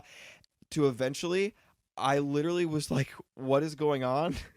And my line literally just says, in caps, "Everything is messy," with a bunch of exclamation points, which sums up a huge part of the movie for me. And I was like, I felt like that was a huge point they were trying to get to me at that point of the movie. I was like, this is ridiculous. This is crazy. Everything that Charlie is trying to do is just backfiring on him. And she's trying to do what's right for the kid in her mind. And it's so hard, especially when you get all these other people involved who then start speaking for you. Yeah. But anyway, so I don't know if that answers your question. Blame. No, it does. I think juggles the blame. For me, I felt like that's what the movie was trying. The movie was trying to get the audience to feel like no one was at blame in this divorce. It's just people that don't work for each other, and reacting poorly and communicating poorly and making a mess. But as soon as it's kind of confirmed that he's had this extramarital affair, which we never know the proper timing of, he says it's, they were already, when he was on the couch, which doesn't mean that they're not together. They weren't separated. You know what I mean? It's not, that's, and for 10 years, that's very different. But, so that's not, justifiable. And I don't feel like, and especially how he doubles down on his actions when they have their big argument. He's talking all this crazy about stuff. You shouldn't be angry that I slept with her. You should be upset that I had a laugh with her, is what he says. Like, that I had that we connected on any level, that she made me laugh, or that it wasn't, terrible to be around. I mean, not only did he say that, but then later he goes on in that same argument to say, "Oh, I married you when I was hotshot in my 20s and I wanted to fuck everything." That's, basically what he says. And he's like, how can you blame me for something like this? I mean, he really doubles down on the idea of like, it's fuck it. I had an affair. Deal with it. I was on the couch at the time anyway. Like, there doesn't ever seem to be remorse. And so at that point, I'm like, you made a critical flaw that is a purely justifiable reason to get a divorce with. If that was the only reason, I couldn't blame her for wanting it if that was the only reason, that was the only problem with them. So at that point, it loses me as far as being able to see Charlie. I mean, it's not like Charlie's this irredeemable, terrible person forever, but he can never be on the same level as her as far as the divorce. I'm always going to kind of take her side a little bit from that point on, even though I think Charlie is like, really like easy, relatable guy, and most, and as the character and all the other characters in the movie, I mean, his relationship with her mom and her sister is so like easygoing. He makes, awkward people be able to talk. Honestly, his relationship with her mom is inappropriate, almost a little weird. Agreed, but it's still not, it's just strange that I don't know why this choice was made, where I feel like had it been left out, it would have or been replaced with something more minor that he could have done, because it just puts him in a light that I don't know, it's much harder for me to forgive. Maybe people don't treat affairs as heavily. I don't know. So I agree as far as like you said, if that was the only issue, Yeah. you would not have a problem with kind of siding with her. I think she'd be right. Right. Yeah. So I agree. I think affairs are awful and Yeah. you know, Shitty. Yeah. So siding with her isn't the debate for me. Like as far as okay, Yeah. but here's what I'm saying is I still like that scene Mm-hmm. because I feel like he snapped. And he did. They both did. Yeah. Right. I mean, they were both saying a lot of things I don't think that they actually But truly meant. that's my point. Yeah. So it's not the fact that we already knew he had one. So by the time he knew that he had one, Mhm. it was kind of over as far as like, okay, obviously shouldn't have done that. But I don't necessarily think that was something he said that he didn't feel. Like they both, like he called her a hack. Like your acting days are behind you. Like your best days are behind you. But he literally in his note says she's the best actress I know. So we know that he doesn't actually feel right, that but way, that's right? my point. I feel like when he snapped and said all those things, he was so angry because again, for me that whole argument just felt like the culmination of not knowing what's actually happening. Mhm. Like he doesn't know what her and her lawyer are talking about because now they got lawyers involved, there's so much happening and so much miscommunication Yeah. that it seems like he's so frustrated, he just said things to hurt her. And that's not okay. I'm not saying that's okay. I'm just No, saying I yeah. feel like that's what happened. What I'm saying is I feel like it's not necessarily the truth. Just felt very specific, and plus, it Yeah, wasn't. I It sure wasn't did. an attack. It was he was him defending himself. How many times have me Necessarily and an you attack. gotten in arguments, which were great friends, we can get in arguments and then be civil, whatever, Yeah. or debates. But how many times do you get in arguments and try your best to back it up based on really like small details, Right. even if you fudge them a little bit? But I'll know at the This end. is I'm that. Like, yeah, it's kind of. But that he Yeah. broke down on the floor crying and be like, "I'm sorry," and she was like, "Me too." Yeah. And it just felt so real and raw to me that regardless of whether you think he's redeemable because of that, like that's totally justifiable if that's like how you feel after that. I'm not saying that I don't agree Mhm. necessarily. I'm just saying that how that happened felt very real and raw. Have you? I No, actually have I think all this still felt real. I don't think it hurts the movie as far as any of the performances. It's just It having hurts this his legal- character trait. It probably does Legal hurt his case. legal case, and he does lose. So in a roundabout way, but it's not that. It's just I feel like the movie had a goal, and I could be wrong, and that's why I said this is a subjective flaw, because I cannot prove it. And it's not necessarily making the story weaker. But from my personal view, I felt like the movie had an objective to make me feel sympathy equally for both these people. Have a blameless divorce. It's just things are messy, and they want to blame each other, obviously, because they're angry. But from the audience perspective, we should have been on both of their sides equally. Right. And I wasn't. To be fair, I agree with that for the most part because I feel like throughout most of the movie I was feeling that it was trying to do this whole messy thing, and when that happened, he started yelling those things. I was like, it did skew it for sure. Yeah. So I agree with that. It is just interesting because for Charlie's perspective, and I am not justifying anything. It's very interesting to me to see how all this affects somebody emotionally, Right. and how they eventually explode or eventually kind of let it come out. Because most of the time when you get all that stuff put on you and there's that much emotional stress, it's not going to come out in the right way. It's not justifiable. And what you're doing is not going to be justifiable if you let it build up and then explode. So I'm blanket stating this with, I'm not saying it's okay, but it's very interesting that to him, he, regardless of having the right to think this way, he thinks obviously they're going to come back, and he thinks that she is taking the kid and living in LA, and then he is going to have to then spend all this money to just go see him and not really have a life with his kid anymore. He's not going to be able to raise his kid. He's not going to be able to do this. And now everything he does to try to change that or justify that with getting a good lawyer and then saying he has to move here but not move there because you have to prove you have a New York residence, but you also have to be here to prove that you want to be here for your kid. Right. Everything he's trying to do gets contradicted. and he kind of bottles it in and tries his best and gets kind of frustrated, but doesn't let it show until this moment to where he feels this way. He just explodes because he feels like that he's keeping his son from her. And again, she is doing it because of reasons that she thinks is best for Henry, for their kid, and because of her viewpoints, which is again the complete opposite of his viewpoint. And it's very interesting to me to see how it just kind of like makes everything messy. And I can see how divorces now, not that it couldn't before, it's so interesting to see how divorces can get so messy in such a detailed way. If you're ever interested in being like, I don't understand how it can get so messy or why it can't be what's the word? Amicable? Yeah.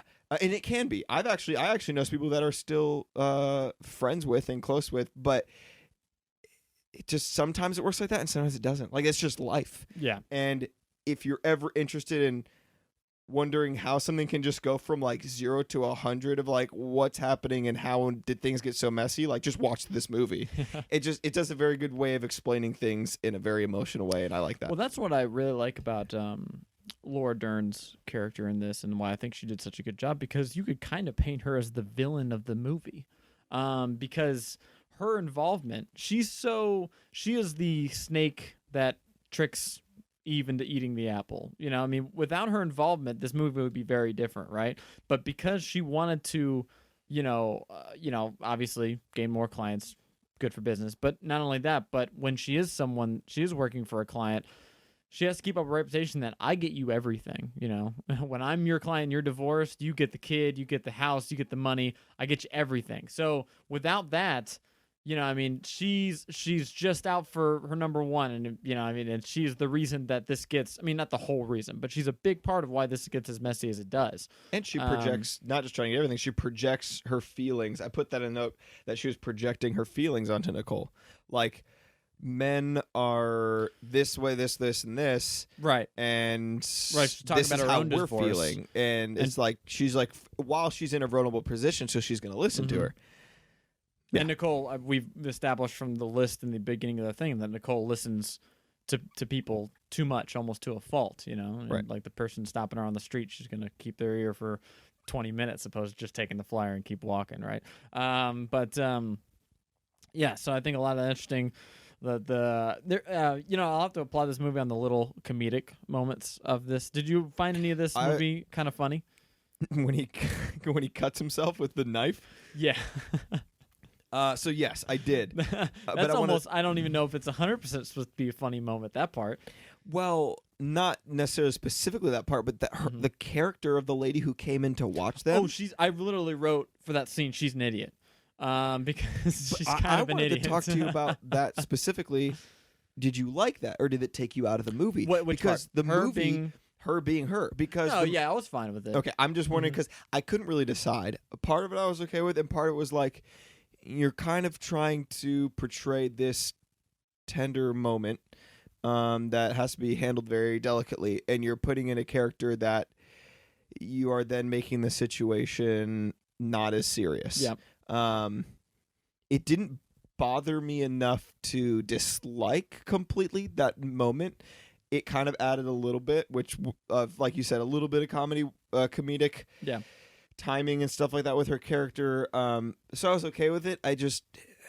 I don't know if it clicked with the actual overarch of the movie or not. I'm kind of undecided about it, to be honest. I think her, along with a lot of the other like side characters in this movie, basically everybody who's not like directly named or explicitly, so like Charlie's Troop, including Wallace Shawn, who is he's the short little guy from Princess Bride. You know what I'm talking about? Wait, who? Say that again? He's an older guy. Oh, yeah. He's in the That made more sense though. Being in a theater troupe, like that kind of thing. Those guys, but also the LA producer people are equally dumb. You know what I'm talking about with the pilot that they show them? With the baby. Mm-hmm. Yeah. How to hold the baby. Well, that too, but then also I love all the little side conversations you hear when they're following the people around, like, or at the beginning of a party or something like that, you'll hear people like gossiping about Nicole and Charlie's like will they, won't they kind of a thing. Right. Or just talking the things they say. I thought it was especially the there's a joke that's referenced many times where people keep telling Charlie why he doesn't just move to L.A. and he's like, well, think of the space. I mean, they keep saying that line, and he just like goes fuck the space, like he finally just loses it. I actually laughed out loud. Yeah, that's a funny bit. And what's really funny is my mom was in the room watching like the later part of the movie with me because she wasn't there when I started watching it. Right. And he said that, and they were talking about the space, and I start laughing. And it's the only time she heard the space. Right.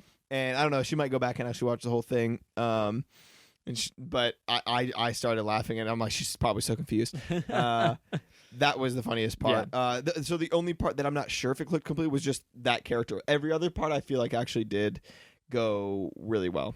Oh, yeah. Just her character in general. Specific, yeah. I guess it makes sense to me because I think they were already trying to show, like, I thought it was funny with the courtroom scene where, they have this whole debacle where both these top-tier divorce lawyers are tearing into each other, exposing all these personal details about their clients' lives in front of these people. And at the end, they go through all this trouble. They're spending all this money. And at the end, the judge just kind of goes, guys, I don't really know shit about this. I'm just going to put someone else to do it. And it's like... God, this system sucks. It really hit that home. Everyone's an idiot. The system sucks. And now I got this evaluator in my home who is going to make the decision on my life, and she's a fucking idiot. Like that, it really hammered that home, and I like that. Yeah. Because it felt realistic. Because if you deal with people, they're often dumb.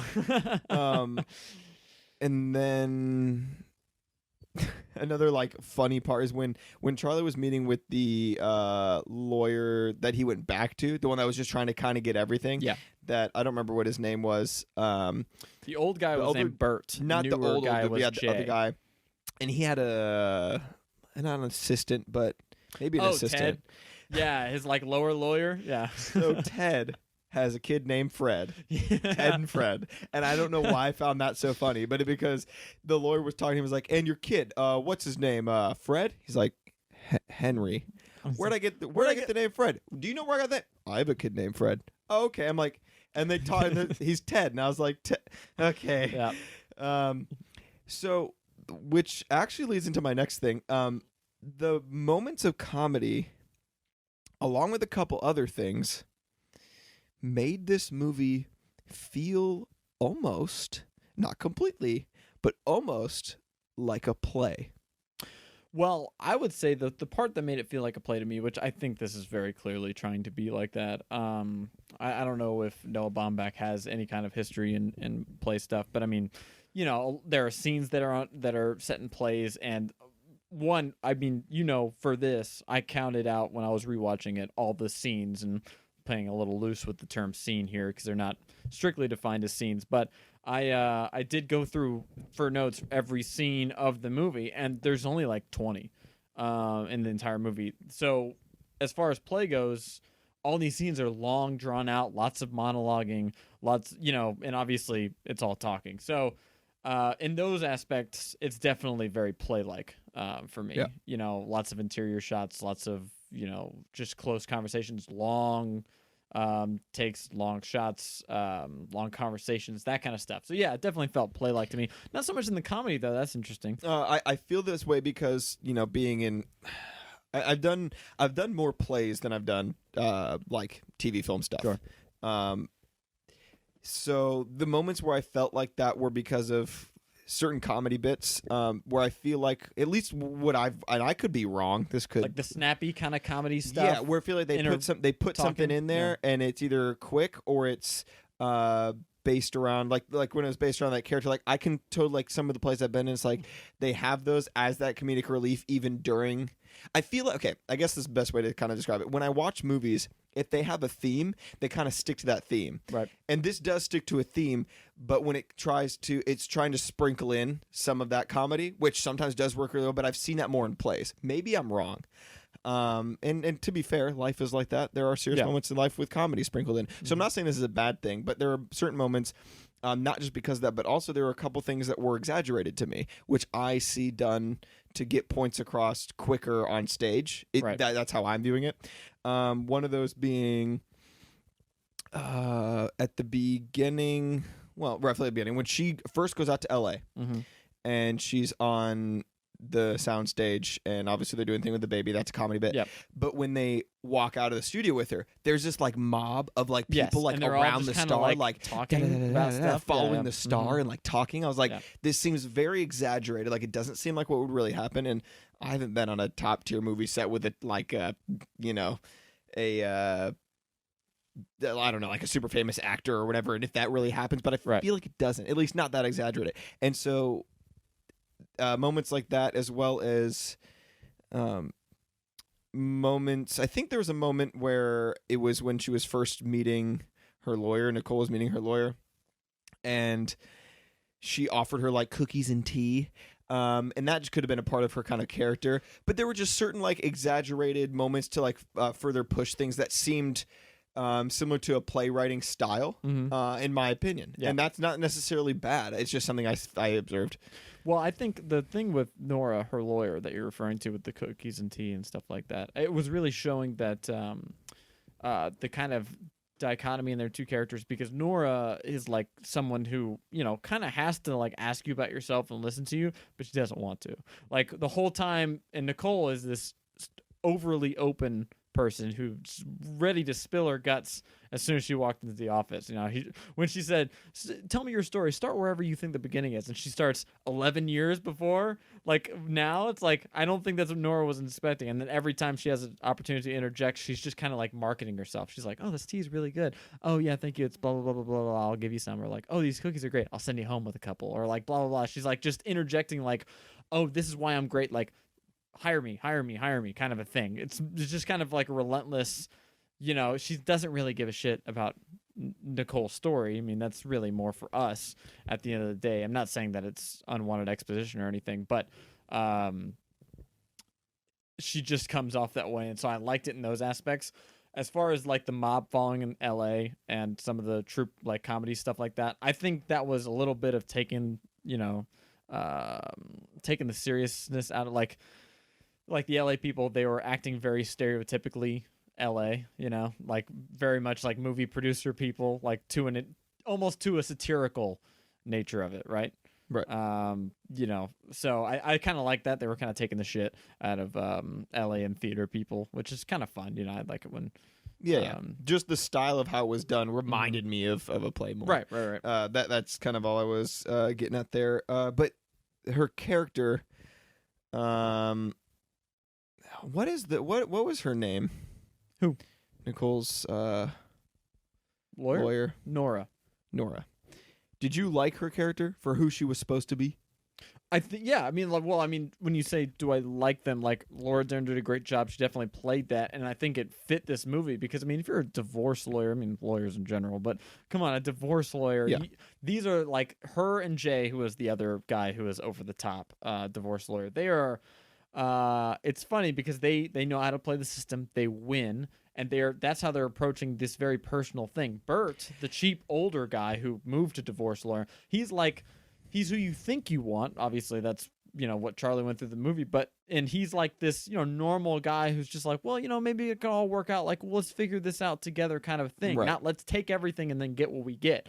But that's not what's, you know, that's not what works, and that's not what people get. And that was a way of showing. I feel like those two characters, his two different lawyers, was a physical way of showing that's not how things are going to go. Like that's not how you're going to get anywhere. Right. That's like what you want versus how it's going to go. Yeah. You could have just done it with the other lawyers because you know what he wants, and you could just have him argue him the whole time. But having that connection furthered it, which I really liked. But the reason I was asking about Nora, because I feel like even her character was a little exaggerated, and again, not necessarily bad, but I just feel like there were certain things. Like, okay, there was a certain line that I had written down that in the courtroom, she said.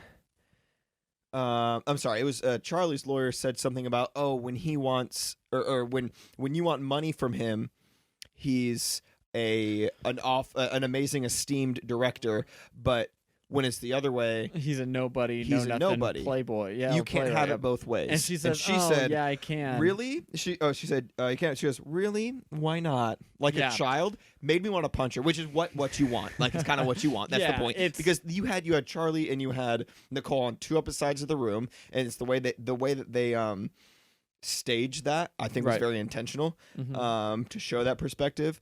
And Well, that's how it would be anyway. They wouldn't keep yeah, it but the same. I'm just saying I think it was very important as well as for the film as well. But Right. and I think you're supposed to kind of hate the lawyers in that situation. Oh yeah, they're both over the top. But I feel like he made more. Apart from those little Ted Fred moments Mhm. and other kind of little comedy bits, I feel like he was a little more believable because we saw more of Nora, maybe. But I feel like she was a little exaggerated. And I feel like that line specifically, I was like, is a lawyer going to take that? Really? Why not? And just sound like a child. And I was like, is this supposed to be like making us? I felt like it was more for an emotional impact for us more than it was about the person being realistic. It was more about to show us how cutthroat it can be and how we're supposed to feel about these people Yeah.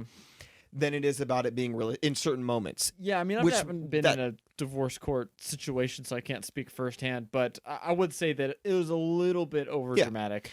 But I think, let me just wrap this up real quick. Yeah. I'm sorry, I feel like I keep interjecting you, but I think with the bits of overacting or over exaggerating and stuff like that, whether it be with humor, whether it be with certain lines or how people say things, I think it was because it was to emphasize how it's supposed to make us feel. Yep. And they compromised the realism for brief moments to try to make us feel certain ways, which isn't necessarily bad. I just happen to notice it. Right. And those over exaggerations I've seen happen more in plays, and that's why I got that vibe from it. But yeah, I thought that was interesting because Right. that was something big that I noticed. Yeah, for sure. It's interesting about that courtroom scene as well is because that courtroom scene leads straight into their big fight when Nicole comes to Charlie's, rented LA apartment. And it's almost kind of like they both realized, they both have the conversation early on about like Nicole kind of comes around and says, yeah, this is getting a little crazy. Maybe we should just kind of forget the lawyers. Maybe like that kind of a deal. And he's kind of like, well, I said that originally, but okay, sure, let's do it now. I guess not all the money spent. And they kind of think like we're smarter than the system. Like we can beat this. And then they immediately make it just as messy, if not worse, than it was in the courtroom, with no solution. There's no outcome that works for either at the end of that, fight, obviously. Right. So I kind of like that they, kind of explore that side where they're, showing that divorce sucks. One, because you got to get all the people involved and all the financials and all that kind of stuff. But also, even without that, it's no better. It doesn't really change much of how it really goes down. But as we kind of wrap up toward the end here. Quickly, Yeah. because you just mentioned that scene where they were kind of arguing. Have you ever been in a situation where you felt, for different reasons, where you legitimately felt like you are like losing it and don't know what's going, and I know it sounds dramatic, but like you're losing it, you don't know what's going on, you feel like everything is literally falling apart around you and you can't do anything and you just like break down crying like he did? This sounds really dramatic, I know. Yeah, this doesn't really sound like me either. Yeah. Have you? I That you can recall? can't actively think of anything, and honestly, I feel like if I did, it's probably a repressed memory that I probably wouldn't enjoy publicly broadcasting. Yeah, I'm trying to be very as open as I can and real on here, and I know that you are too. But, there's certain things that we'll talk about, certain things, like for example, like I mentioned that, I've been through, my parents did divorce, but regardless of what happened in that situation, I'm not going to go in detail about what happened, how exactly it happened, Yeah, sure. how I feel like that. The only reason I brought that up is because it just it paints a very different picture for somebody who's been through divorce and somebody who hasn't, like a kid who's been through Right. that, this kind of story. So again, like I said, I have a relationship with my parents, and they're both very supportive, and I don't have any need to talk anymore about it. I just say that as a blanket statement because this is a very isolated, very different story about these two specific people, and it's interesting to see it. Yeah, I mean, at the same time, like I'm in a similar boat. Like my parents also did divorce, but the situation and the circumstances were so different from what's portrayed in this movie. And I my didn't situation is even- different from yours, and Yeah. both of our situations are different than this movie. Right, but I'm saying the key difference here is that I didn't really watching this see like I didn't think of my personal experience while watching this. Right. And also it's almost like I kind of went into it without the experience in this, just because it was so different. Right. But But okay, back to my Yeah. question. I don't know if you have, but I've and maybe I had maybe I was an anxious kid, because at moments I know that I was, but ooh, edgy. I've had moments, or at least a moment, and I don't remember exactly what it was about, to be honest with you, but where I literally felt the way physically, not because of the same reasons, but like seeing Charlie, played by Adam Driver, fall to the ground like shaking and crying. Yeah. I've literally felt that way before, over probably I think it was probably like a stupid argument with my mom when I was a kid, and I felt like everything was falling apart, but like, and I was overreacting. I mean, regardless of Yeah. what it was, I literally have felt like, I've literally felt like I literally can't control anything. And like I said, I was an anxious kid, and I had probably other weird stuff going on, mentally, whatever, who cares? I don't know why. But my point being, I've felt that way like deep inside, where I just don't know what to do, don't know what's going on, and I've just completely like broken Yeah. down. And it's like weird, and it's scary, and just seeing him play that specific moment was so beautiful to me. That sounds so weird, but like, he's Well, it's a just real so, testament to how he's well really done it was. talented, Yeah. man. Like, he is really talented, and being able to connect with people going through specific emotions, regardless of what it's for, is just, I don't know, it's cool, and that's why I enjoy watching movies and wanting to do, be in movies and do stuff like that. And there was another reason that I brought that up, but yeah, no, that's the main part that I was gonna talk about, and just how I think it showed arguments very well, because I feel like when you argue with somebody, they weren't listening to each other by the end of it, and you don't listen to each other by the end of it. And Yeah. they had so many nuances to where you'll argue about something, and then they'll retort with something, and then you're trying to argue with that person about something they're not even trying to argue with about anymore. You're arguing about two different Or things. you're thinking Like, the more about argument- your retorts than you are about what's actually being said. Yeah, like Yeah. it's the argument's progressing Mm-hmm. in a completely separate direction to what you're saying. Right. It's progressing in two different ways to different people, and this movie showed that in such a good way compared to a lot of other movies I've seen. It was just, it was done really well. No, yeah, it's fantastic. It really is. But do you have any negatives? I know we talked a lot about the good things. Do you have any like things that you would have changed, or I guess you did kind of say a little bit about my his big character. thing was, obviously about his character. I do think it would have been slightly better. Personal opinion here. If they had been more equally ground as far as fault, if it really had left it more gray. Yeah.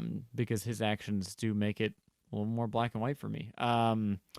But as far as other critiques for the movie, I think he just really hit it out of the park overall. It's really well done. Definitely don't have anything to say about the acting, I know we talked a little bit about being over dramatic in some of the courtroom scenes with some of our more bombastic characters like Nora and Jay, but I still think, it would be almost petty for me to, I feel like, bring any of that kind of stuff up. As far as technically everything about the Better not. We gotta talk deep.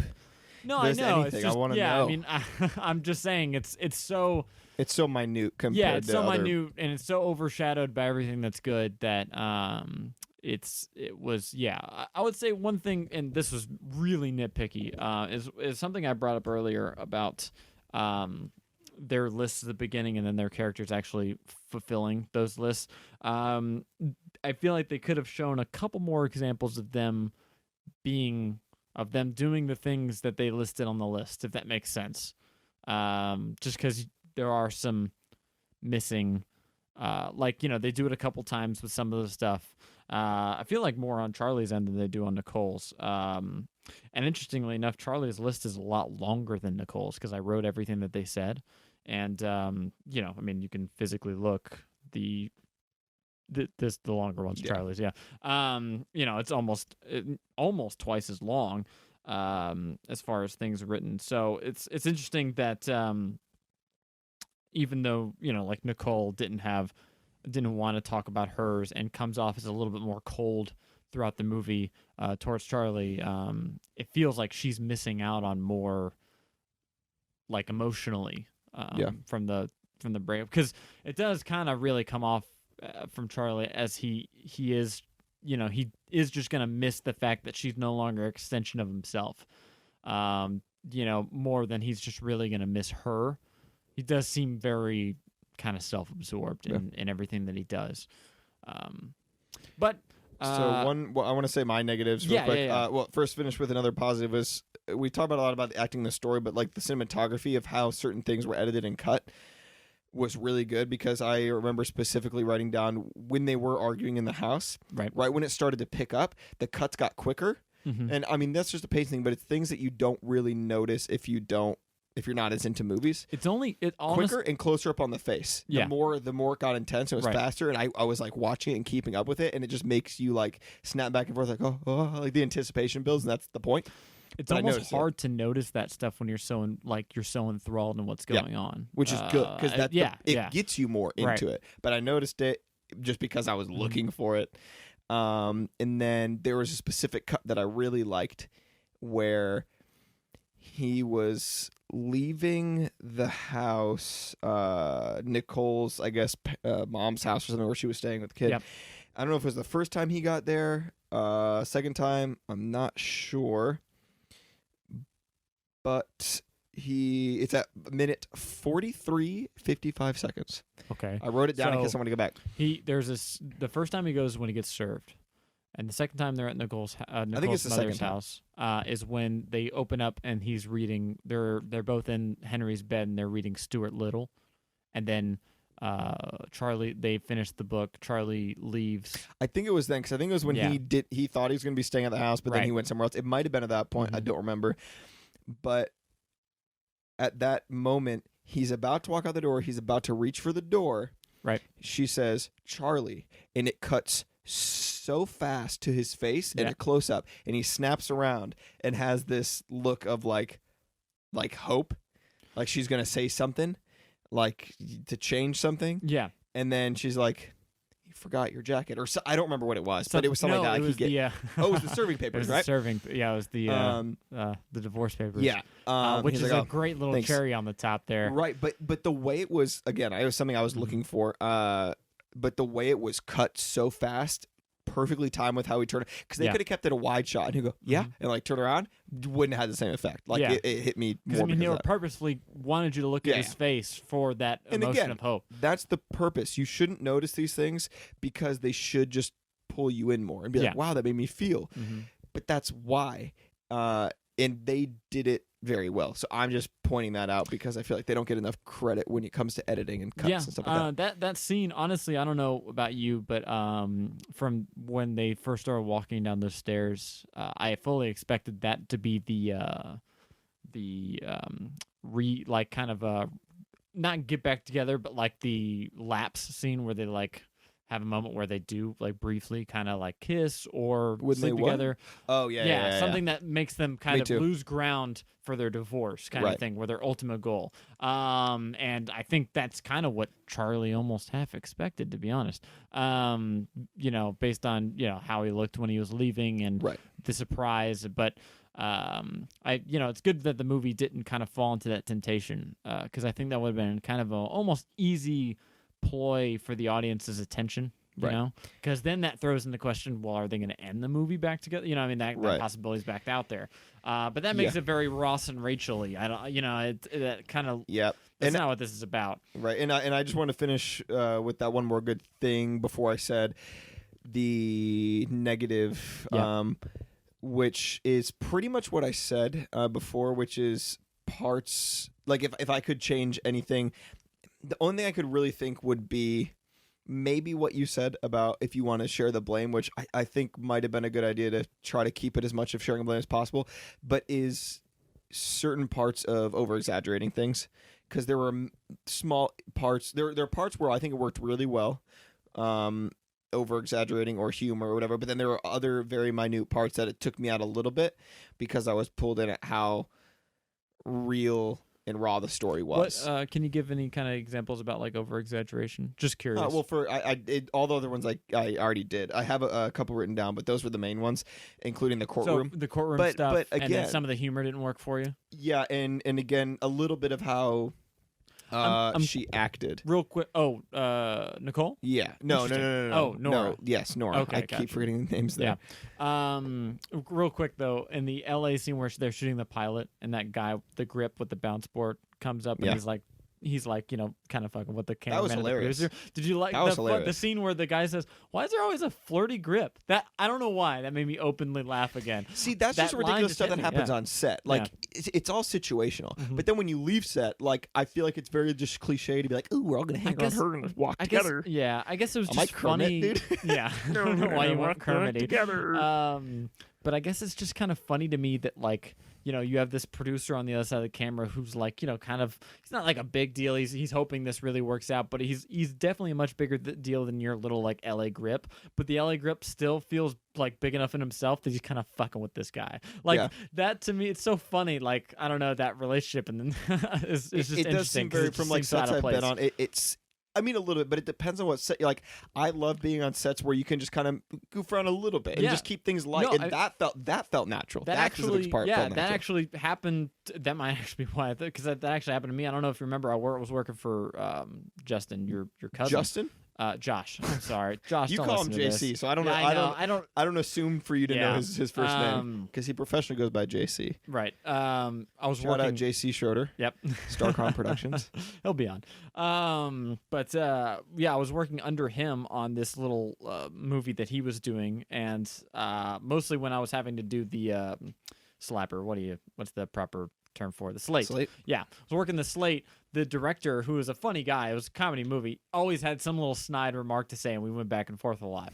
And it's kind of a reference to that whole idea. So it's probably why it was funny to me. But And I also really quickly wrote down while the movie was going. I Yep. was like, I was trying to predict something for the end, like predict because I thought I knew. It's like I'm gonna write it down that way it's there before it actually happens. Yep. I said it's gonna end with them reading how they feel about each other Ah. again. It didn't end how I thought it would, Mhm. but it was close-ish. Right. He was reading hers at least because he didn't get to hear hers. Well, she was didn't get to close. hear his either. Oh, I guess you're right because Yeah. I didn't read him. Yeah. I'm sorry. He offered to, but he never Right. did. Yeah, it's interesting because that really showed because like I was saying earlier, Nicole goes through a lot of her emotions, and this is like a pretty typical thing as far as like men and women in relationships. Is that usually, with any kind of breakup, it hits the woman initially. She'll be the one who goes home and cries What for like the first evidence week. do you have on this? What relationships? How many relationships you've been to? Say this. Wow, I'm we going kidding, here? dude. Okay, I'm kidding, brother. my general point. Jokes, brother. But you get what I'm saying, right? Like like the pretty normal reaction is that woman is upset for a while, guy ignores it, probably goes out with his generally I would agree with buddies you, and kind of ignores it. Then she gets over it, and then it hits him, especially and that's why I think it often seems like women like move on faster, or like you'll have a man be pissed because like, well, you found a new guy, that was quick, like that kind of a thing. But really it's just kind of like they process emotions in a different way, and then I'm talking very generally. So Yeah. if you're different, Everybody of course. comment on this and tell him how wrong he Yeah, is. I'm a sexist pig. No, but that, and so I think that's what they were kind of getting at with here, is because that last scene where Henry finds the letter and Charlie reads it to him, that's a year later. It hit me, dude. Did you cry? Emotions. That's cry. You Maybe cried. I can't remember. I didn't cry. Maybe I teared up a little bit, but I would remember. Dude, I remember if I cried. No. I'd tell you. I'll tell you movies I cried at right now. It I was love. nothing like when I love when I get emotional, dude. I who's love. that I love imaginary- when movies pull emotions from me, man. That's the Yeah. point. who's that imaginary from Inside Out? Bing Bong. Bing Bong. Nothing like when Bing Bong went there. Did you cry when Bing Bong died, dude? No, I told you where I cried in that movie. It was a weird spot. Yeah. Regardless. Regardless. But yeah, it's basically, I think by the end of that movie, Nicole was pretty much like as moved on as she'll be. I mean, she's found another guy, which is funny. Another point, another little tangent here. He says in their argument that you'll go find Charlie to Nicole. Oh, you'll go find some anti-me that you'll think will make you happy, but then you'll sabotage his life because you don't want to have your own voice. You just want to complain. Blah blah. It's funny because from what we see of this new guy, I don't even know if he has a name. He's not the anti of Charlie. He's actually kind of similar to Charlie. He has a great relationship with Henry, the family. It just seems like a really nice, easygoing guy. We obviously don't know if he did plays or anything like that, but overall, that first impression, especially from like Charlie just kind of walking in, trying to get his son, it's like, ah, crap, she kind of like found the nicer, better version of me or something. You can get that vibe. So him reading the letter and then getting emotional about it is kind of like evident that, he's still kind of in it. He's not over the issue. That's how I kind of took it. I don't know. Marriage Story 2? Marriage Story 2 dude? confirmed. Called a remarriage story? Okay, and then before we wrap up, the only other part I wanted to talk about is there was one specific scene or part that I was like, that's weird, that I didn't fully understand, was when he did cut his arm. Yeah. And he like passes out on the floor. What happened? I was like, did he die? Is he dead? I didn't think he did bleed out, but then it's No. like they didn't address it all, which is they didn't cut they cut straight from that to her singing with her mom and Yeah, her sister. but So the- it is a little weird. But it's just weird because like even if he passed out, it's like the kid just walked off. Henry walked off. well, he does dress it before he gets to this point. He I know. washes it off and he Dress kind of it though. he put 6 like Band-Aids on a it, yeah. small little Band-Aid No, on, I put a paper 6 towel little over it. Band-Aids. So I guess we're supposed to just think that he passes out and wakes up later. It was I just weird. I don't think that he actually passes out. I think what happens is that I think he's in this like almost depressive state where he's just, the pain is just at a level since, he's kind of already kind of fixed it. It's not like throbbing pain or he would go, but it's just bad enough, but it's just not bad enough that he doesn't have the energy to go do anything or fix anything about it because it just doesn't feel like it's worth it. It seemed like he was passing out to me, dude. I mean, I could be wrong. That's just how I interpreted it. I'm tired. He's like exactly how he said it when he was he's like yeah, he's just like, "Are you okay?" Like Henry comes You in, okay, he's Dad? like, He's "Okay, like, Dad, I'm just tired."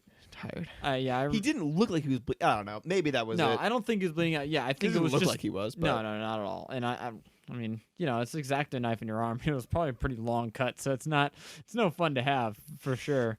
that scene will always be a mystery. Maybe he died, and maybe the end is all fake. He was a ghost the whole time. All right, Sixth Sense so- 2. Any other finishing? Things? I have one more thing. I know we're kind of getting long here, but I guess these are kind of sort of critiques for me, but they're this is gonna go back to the musical thing I addressed last episode. The singing kind of weirded me out in the movie when he sings and when she does. Yeah, that was very. Okay. Sorry. Thank you. That's another Mhm. moment that made me think of it more of a play.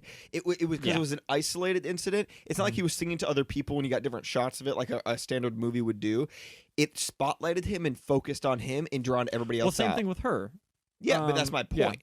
Is that Mhm. kind of happened, which is And another hers seemed a little bit more natural in that situation. I still think it's a weird thing to do. Like that what bothered me about it is because this whole You just movie don't like they've been singing, pretty no, it's just that they've been pretty normal like people this whole way, and that them singing, especially him singing in a bar to just some piano player, I guess just kind of making. I mean, that didn't seem like he made it up. It sounded like it was a reference to like one of his plays or something like that.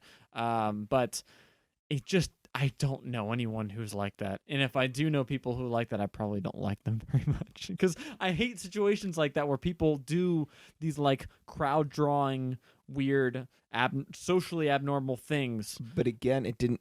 It's not that it didn't make sense necessarily for and with that crowd. I mean, they're all actor people. People do that kind of. I know. No, I know, but Yeah. my point is, it's not like he was doing it as like the crowd drawn, like him thing.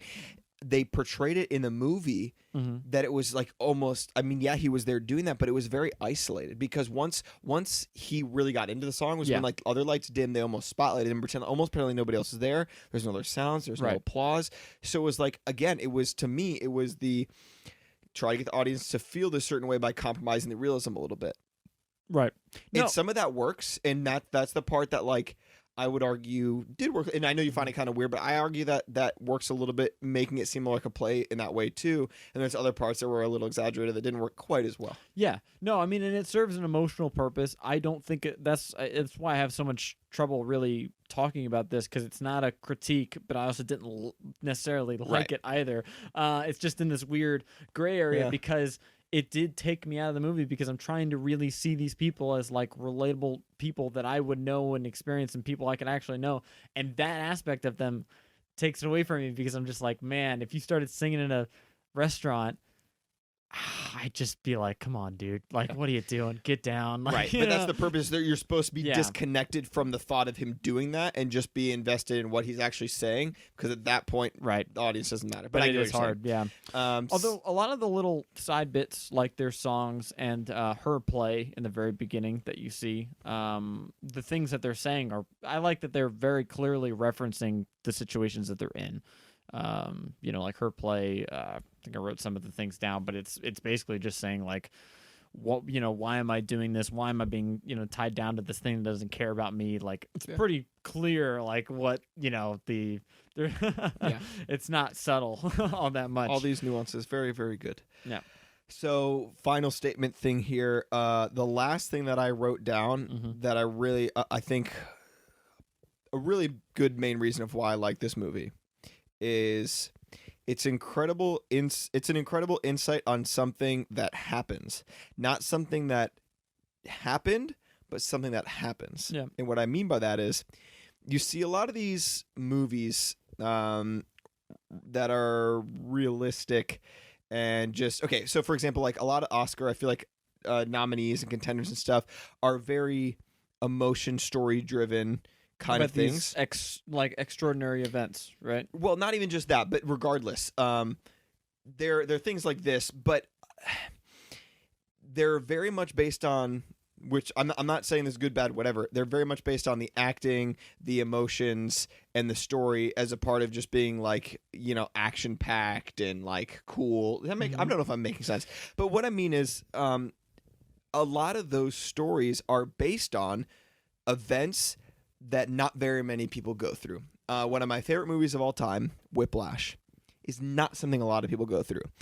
But it was still a very kind of grounded, emotion-based story that nothing crazy and fantastical happened. But it's not something a lot of people go. It's a very different isolated incident, or like Gravity, where somebody floats through space. You know what I'm saying? Like, they're trying to make you feel all these things. But what I like about this movie is this is not just an incident of some story that happened to this one specific person, and they're able to portray those emotions and make you feel, which is great. But they did all of that in a story about something that actually happens to people every day in the world. Divorce and all of that, like, and trying to keep a family together while going through a divorce. And that was what stood apart from a lot of other movies that had the same kind of emotional pull that this movie had. That was the big differentiator for me and why I liked it. Does that make sense? Yeah, it does. It's kind of like if you take this movie and The Revenant, one's based on a true story and one's complete fiction. That's my point. But The Revenant is, insane. And this movie is, it feels like it could just be anybody. Yeah, I completely understand kind of where you're coming from. And I do think that is a strength for it. That it can, especially since it can make such a mundane story so interesting. Cool. Yeah. The last super interesting fact before we go. Music from this movie, composed and constructed by Randy Newman. Wow, full circle. For those who don't know, I'm not a big Randy Newman fan. Hates Randy Newman, dude. I just the Toy Story themed, which is gonna be a hot take for sure. But I do not like the Toy Story songs that he performs himself. I think he is probably. I've heard that he composes music, like traditionally.